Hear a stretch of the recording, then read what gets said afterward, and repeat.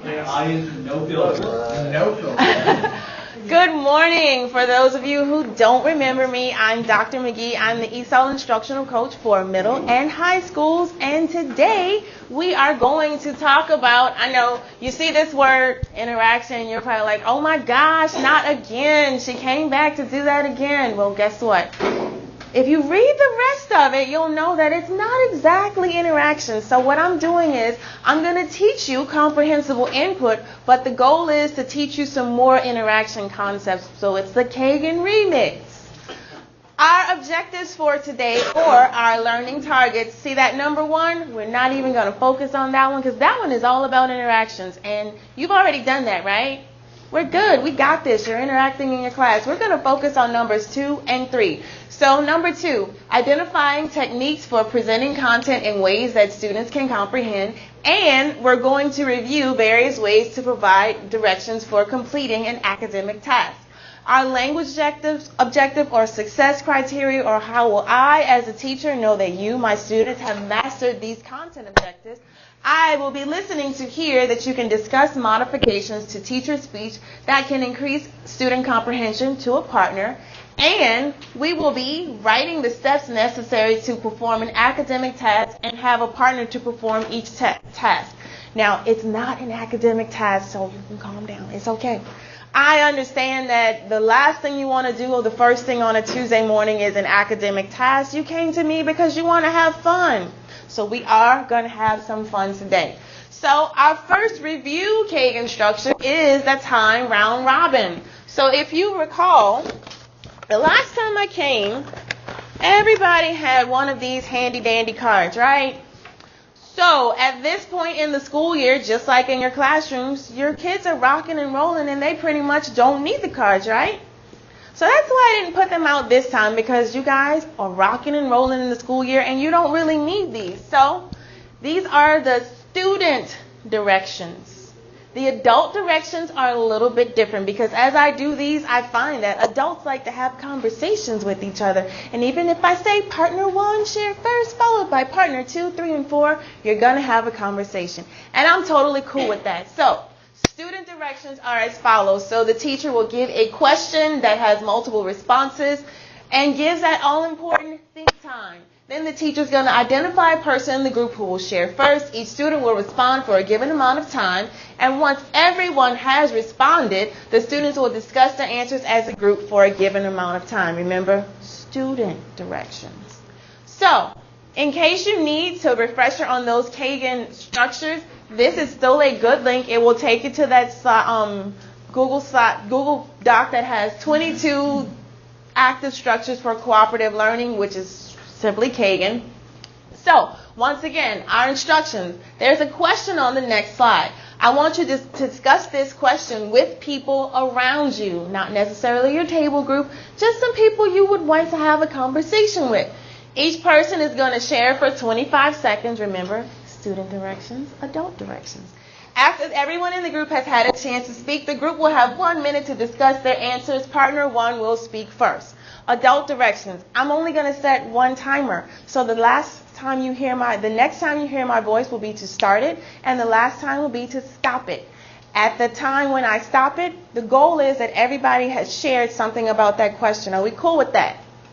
All right. So here is that question. Our question is, why is it important to make learning more accessible for students? So I want you to find some people around you that you would like to have about, let's see, we'll do about a minute and a half conversation. All right? And your time starts now.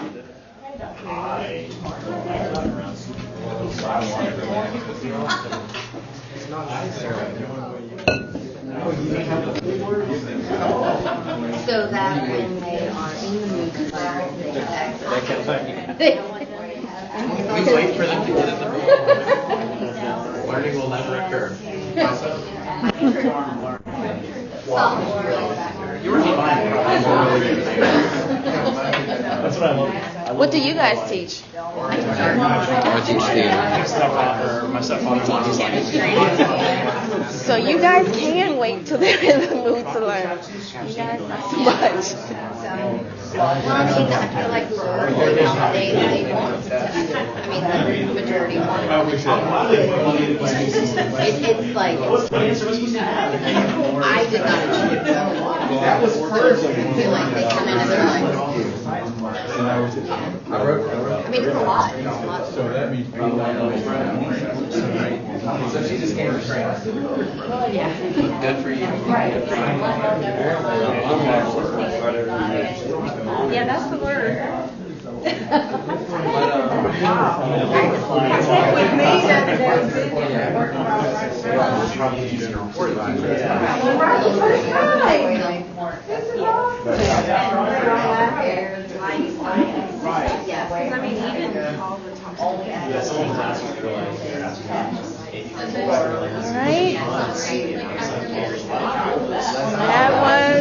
That was your minute and a half. And as you can see, as adults, you guys like to have conversation, and it's all great conversation. So hopefully you have talked a little bit about why it's important to make that learning more accessible for students. We're going to dive into that right now. So comprehensible input has 3 features. The very first feature of this is appropriate speech, meaning that the speed of your speech is adjusted to the student's level of English proficiency. What does that look like in your classroom? That is not you doing this. Hi, my name is Ariane. What's your name? Yes, there is a place for that. How many of you have ever done online teaching to the students in China? Oh, that VIP kid. VIP kids, yeah. So they make you be extra and animated. The reason why is because once those kids log off of the computer, they're never going to hear another person speak to them in English until they log on and see your face again. So you've got to be extra, you've got to be animated. Your kids, it's a little bit different. Your kids, unless they are living under a rock, they are immersed in the English language. They learn in English. They walk through the halls. They hear friends speaking in English. They speak in English in the lunchroom. And if they don't speak English in the lunchroom, they're surrounded by the English language. So they know a lot more than we think they know. They're learning it much more quickly than we think. So you don't have to be over the top. You just have to make sure that they can hear every word that you say. Feature number 2 is clear explanation of academic tasks. This means that the instructions are presented in a step-by-step manner and you use a little bit of demonstration and modeling. The next one is a variety of techniques are used, meaning that whatever techniques you use to make that learning more comprehensible, you use a variety of them and you keep them in mind when you're planning your lesson. So, in terms of appropriate speech, here are some things that the teacher should do. Make adjustments to your speech so that the message to students is understandable. Enunciate and speak more slowly but in a natural way, because a lot of times when you have those ELs that are fresh to the country and they're learning the language, they understand certain words. Think about yourselves. How many of you have ever tried to learn a new language? So are you fluent in that language? But however, if someone were to have a conversation in that language and you were eavesdropping, you can pick up enough of that language to know what they're saying, right? Kind of piece it together. My target language is Spanish, so I can kind If they're of... talking a lot about food in French, I might be okay. I remember the food section. And my Italian food.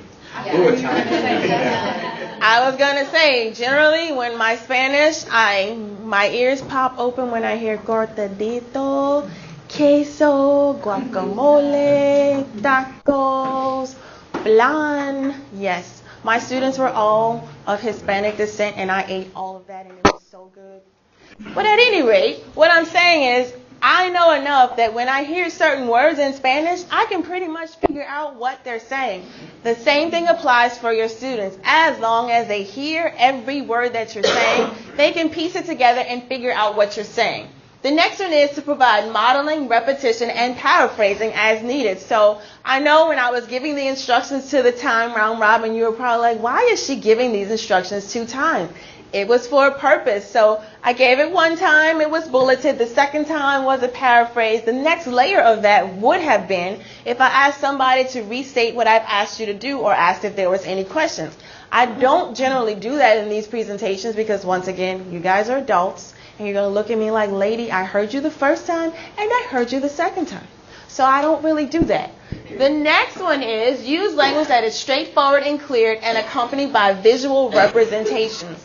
Anytime, especially my science teachers and my art teachers, and I think I have a theater teacher in here too, anytime you can add that visual to whatever you're saying, like that makes the learning even more powerful. Think graphic organizers. If you just give them a picture or a diagram or something, or if you take a vocabulary word and you connect it to a picture. Now, I'm not saying that they're going to remember the full definition of that word, but when they see that picture, it's going to recall something in their brains that makes them think about the word and think about it on a deeper level and hopefully get to the definition. The next one is to avoid jargon and idiomatic speech as much as possible. So, what do you think? Let's say I am new to the country and I'm sitting in class. I speak a little bit of English. And I hear my teacher say, "Oh my gosh, my mouth is on fire." What do you think that I'm thinking is going to happen? That I'm going to do what? Walk by and you're going to burn up. That is what your kids see when you say, "My mouth is on fire." They don't understand that your mouth is burning, but it's burning because you tried those Takis. And you're old and you shouldn't try Takis. And they're going to give you water, but not for the reason you think. They think that they're putting out a fire. They are, but not that kind of fire. So we want to avoid that because as adults, we know how to code switch and we know what is said when we use that kind of language, but the students may not necessarily know that. And the final one is to use gestures, body language, and pictures to accompany words. So I always say this is your first line of communication with the students. If they don't remember anything else about what you've said, they're going to remember your facial expressions. Think about your babies. How do you think your baby at 7 months, 6 months knows that you're upset with them? What are they looking at? They don't speak English yet. What are they looking at? They're looking at this face. And your baby knows, okay, I'm not going to do that again because I made mommy and daddy upset. They may not understand what upset is, but they don't like that feeling. Your ELs, they're a little bit different. They are going to do that thing that gets on your last nerve. They are going to push you to that limit. They're not going to remember what they did. They're going to remember how you reacted. And once they do that, I always say you will never have their minds until you have their heart. Once you have reacted in a way like that, you reacted negatively, you're going to lose their heart and they will never learn the beauty of chemistry. And it is a beautiful subject. All right, so here is our exercise and why it's important to have appropriate speech. Side note, I didn't test the sound, so if this doesn't work out, we're going to have a 2-second break. So how many of you are familiar with Michael Jackson? All right, so way back in the day, when there were tapes and cassettes, there would always be a jacket sleeve, and in the sleeve there were always the lyrics of the song. I never understood why until like December. Because this particular song, there's a line in here that I sang wrong until December when I finally decided to look up the words because I was doing this presentation for you all. So I'm going to play this little clip of the song. It's just one line. And I want you to, if the sound is working, I want you to see if you can figure out. And we're going to do some of the things that I said. Remember I said repeat yourself? So I'm going to repeat myself. And I said to slow down your speech. So I'm going to slow it down. And I want you to see if you can figure out what he's saying.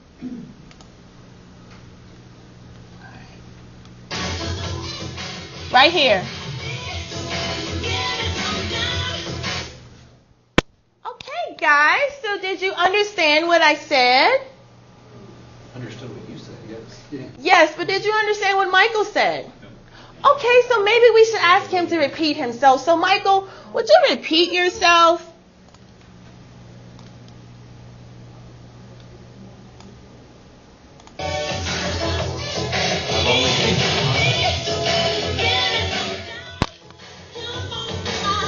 Okay. Which line are we supposed to do? Not the background. Okay, yeah. Okay, so guys, class, did you hear what Michael said this time? You know what? Let's ask him to slow it down because remember I said slow down your speech. We're going to slow it down. Let's see if we can hear it. So before one more time, just so we're clear, what part are we listening for? Not the background. Not the background. Just what he says. What he says. Yeah. Not what he says. Not the way you make me feel. Ignore that.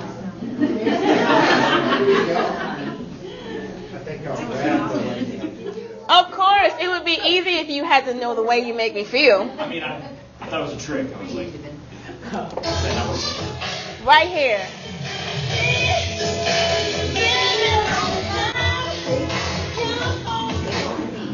All right, so class, do we understand what Michael said? Okay, so have a quick conversation. I want you to talk about, what do you think Michael said?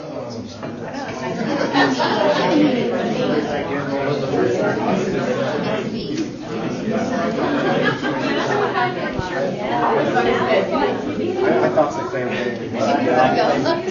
Now they're here to give me some gum.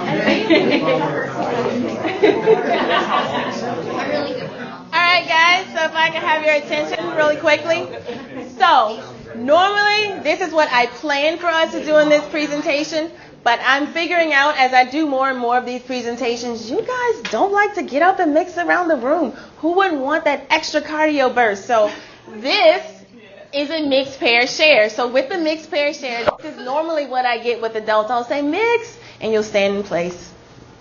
When I say pair, you pair up with the person that's next to you. So I'm going to save you that energy. You've already paired up with the person that's next to you. But this is in your class how a mixed pair share works. This is a hype the students up one. So you have them to mix around the room. You could add in music or you could just use your voice. When the music stops or you call pair, the students will pair up with the person that is closest to them. They're going to leave their hands up until everybody has found a person to pair. The teacher asks the question, gives that all-important think time, and then identifies the way in which the students are going to share. It could either be time pair share, where each person has a set amount of time to share, or it could be that rally robin where they go back and forth. And one thing I forgot to put on there, as a teacher, you still have to identify the person who's going to share first. So make sure you remember that. All right, so whose brave soul would like to share with me what you think he said? Give me some time.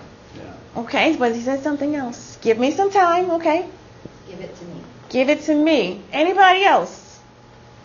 So this is what I heard until December. I heard, give me some meat.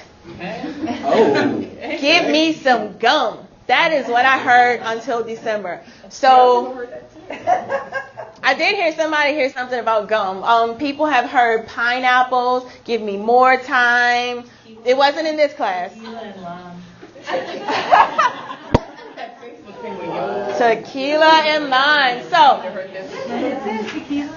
this is what he actually said. He said, give it to me, give me some time. Now, I included the rest of the lyrics, the background, because in your classroom, think of that as the other students talking. So the way you make me feel, that's the part where the other students are talking. The give it to me, give me some time, that is what you as a teacher are saying. So it was hard for you guys to initially concentrate on what he was really saying because you were listening to the background. So a lot of times in your classrooms, your kids are listening to the background noise and not what you're saying. So I encourage you, when you're giving the instructions, yes, it's tedious to give it more than once, but give it more than once because the first time you may only hear, give it to me. The second time they may hear, give me some time. But all the time they're going to hear the way you make me feel. So that is our exercise in appropriate speech. So our next pagan structure is a rally table. So with this one, and I want you to take a sheet of paper and pass it. With this one, the teacher provides a task to which there are multiple responses and provides think time. Then the students take turns passing a paper and a pencil or a team project and writing one answer or making a contribution. So the thing that I like about this one's a quiet structure. So the other one, you hype them up. This one is a quiet structure. Adult directions. You guys can talk because I don't know when the last time you've done this. When is the last time you made a paper airplane? Not as long ago as it probably should have been. All right, so here are your instructions. Working as a team, you are to write down the directions on how to make a paper airplane. Each team will have one paper and one pencil. Partner 2 will write the first step. Remember, these are the adult directions. When you get the paper, write down the next step in making the paper airplane. While one person is writing, everyone else in the group is quietly waiting their turn. Each person, adult directions, will have 15 seconds to write down their steps. After each person has written a step, you are to trade directions with the group next to you and make the paper airplane according to the other team's directions. So those are the student directions. Adult directions, you guys can talk because I realize it's been a minute since you made a paper airplane. So find 4 people, no more than 4 people that you would like to make a plane with. I'm going to set a timer. You have, so that we can finish this presentation, you have about 3 minutes to make your plane, to get your directions. When the timer goes off, you'll switch papers. Ready and go.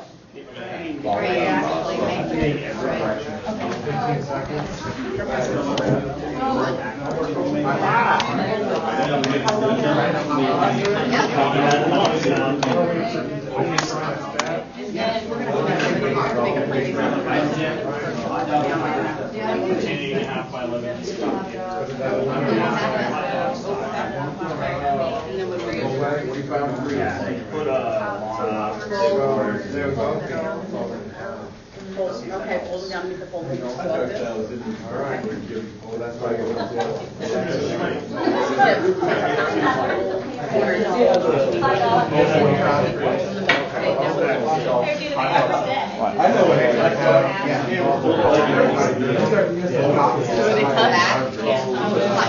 Okay, pull back.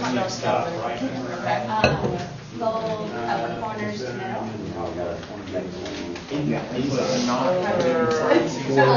Towards the first hole. Opposite side. So they meet a point.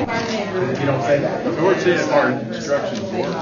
I actually gave a kid a lab report one time. Is that okay if I we're asked doing this kids- while we go so we can make sure it's... I had a kid do a lab report one time, and the kid wrote me directions on how to fold a paper airplane. And I followed the directions. They were the worst directions I've ever seen. And I threw the whatever it was at him. It's supposed paper airplane? Yeah, I said, this is what This he is wrote. actually a science lab. Can we draw a picture as part of the directions? You can draw pictures. Ooh, that's a great idea. I'm vague in my directions, so use all of your resources. I'm vague for a reason.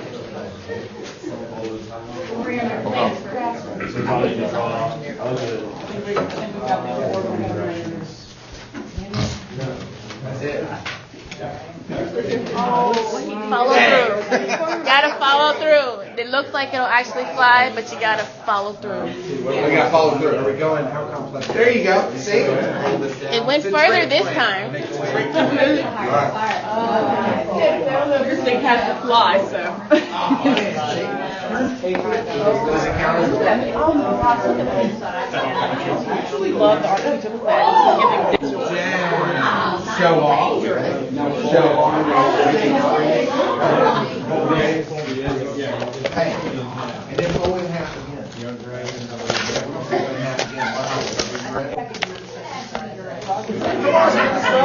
All right, here we go. Look at that.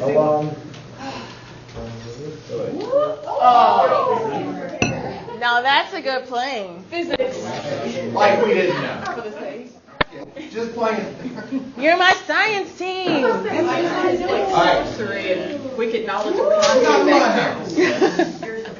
All right, finish up those steps. Timer's going. Timer's going. I think we still got this. Yes, exactly. We're doing it right now. And then do this again.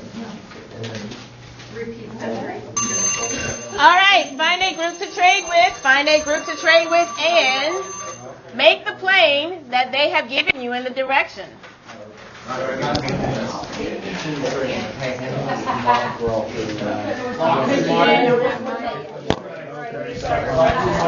dog full.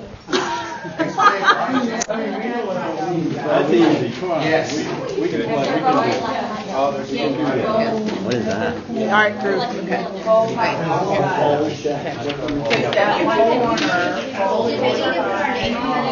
Fold paper in half. It doesn't say to open back. What is this?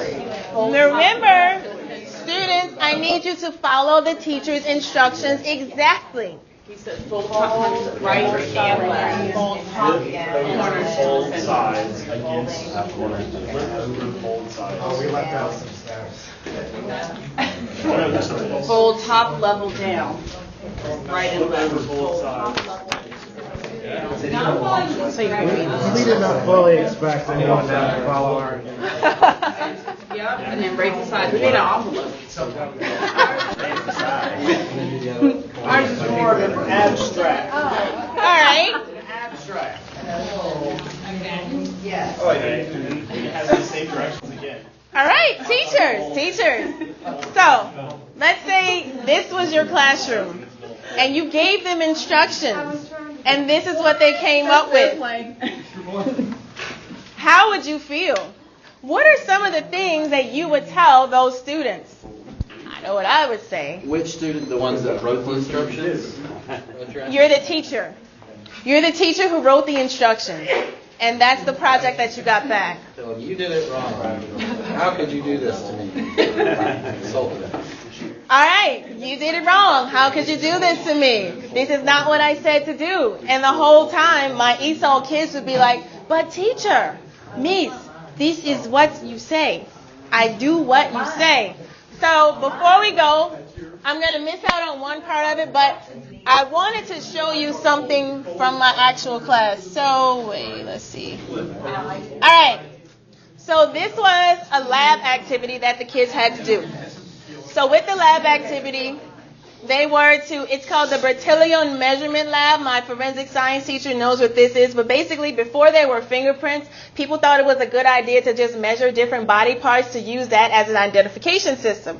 So the kids do this entire lab about how they measure each other, and then I set up a database, and they have to find their measurements. They're going to measure each other again, and then find their measurements based on the measurements that someone else made. And then they have to write a reflection. So this was the part right here. Write a one-page reflection, and I was specific about I wanted it one page, and I wanted those 5 questions answered. So here are the versions that I got. This is, wait, which one is this? Okay, so that's the worst. Bertillon measurement system is,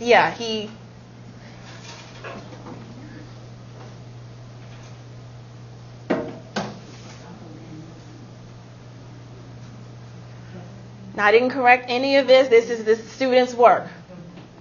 Is this an EL? Yeah, I taught all ELs. Well, one of them is clearly not an EL, because if you read her name, you know she's not. But this one was an EL. All right, so that's version 1. Version 2. So this is version 2.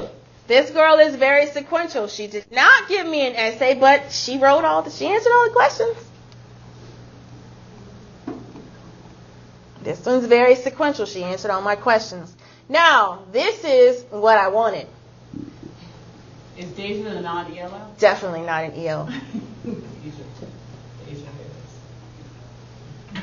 Deja vu? Yeah, I would have taken her name off of it, but yeah, she has it locked, so I can't. So this is what I actually wanted. And you saw, now these are the instructions. To me, they're clear as day. I don't understand why you didn't get it. But those are the different versions of what I wanted. So in the future, if I were to teach this course again, I would have used her paper as an exemplar and said, this is exactly what I'm looking for. And I probably still wouldn't have gotten everybody to what I wanted, but for the most part, you are going to get to what you want. So are there any questions for me? Because in the interest of time, I said 9:05. We're actually looking at 9:04, so 9:04:1. We have to know which plane won. I mean, everything's competition. Okay, science teachers, I forgot. Everybody hold up the plane that you made. Tony. Oh, wait a minute. Oh my gosh, y'all made that based on the directions. That's good. Okay, so one part I forgot to tell you. This one was at Central yesterday. I never told you one. Well, this isn't the one, but one. Is it this one? So one of them, they actually made the plane and drew a diagram and handed the paper folded with the lines. I never told you couldn't do that. Wow. Like they literally drew lines on the paper and showed them where to fold it. Like fold 1 here, fold 2 here. Some people you could have passed the actual plane with it because every one of you, I watched you and you all made a practice plane. to make sure that you're playing flute. I never said that you couldn't make a plane.